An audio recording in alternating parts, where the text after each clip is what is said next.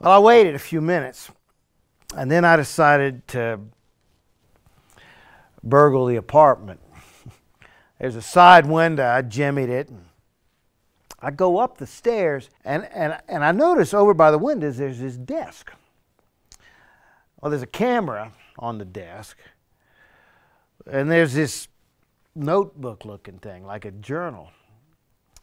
Well, I walk over there, and I open this notebook and start leafing through it, and it's just full of names with these notations by the names, you know, and I'm thinking, oh, man, maybe the old guy's a bookie or something. Then I notice there's a stack of books on this desk. And I pick one up, Basic Christianity, it says. I flip it over, and there's a picture of the old man, John Stott, world-renowned preacher and author.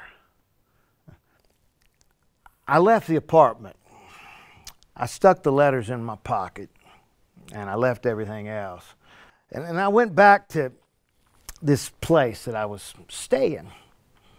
And I sat down and started going through the letters. But it was strange, because when I was reading these letters, it almost felt like I was there with whoever was writing it, you know, the letter. Well, it was sort of like this. Just once, John, just once, I would like to find something that says, I once witnessed John Stott kick Her Majesty the Queen's Welsh Corgi puppy. He did it intentionally, gleefully, and with no remorse. But of course we both full well know, John, that I'll never uncover such correspondence, and if I did, it would no doubt be followed with, but Dr. Stott immediately repented of his actions, and for good measure baptized the royal dog.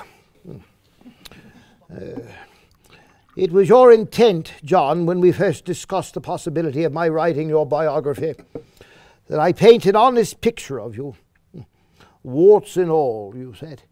Well, I have tried, John. I have tried to paint you with warts. I sat in your office that day, and you were sitting in your chair, and I described my hesitations about marriage, fearing the confines of marriage and children. And you sat there with your eyes closed. I remember I told you, look at you, Uncle John. You're a confirmed bachelor, and it's given you all that time to write all those books, to travel all those miles, to preach all those sermons. You didn't say a thing for a while. You just sat there with your eyes closed.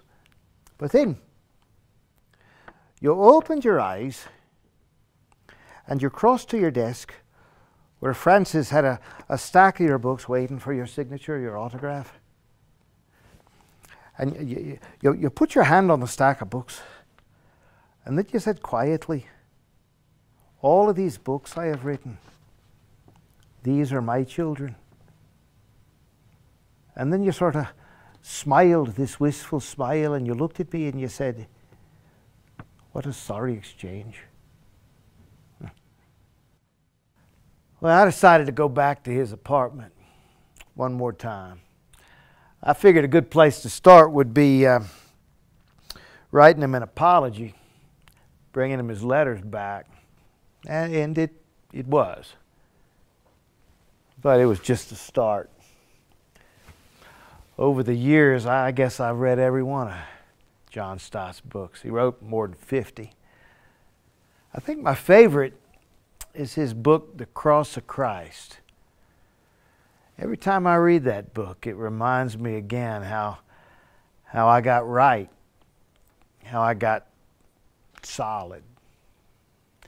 And it sort of explains Mr. Stott a little more to me.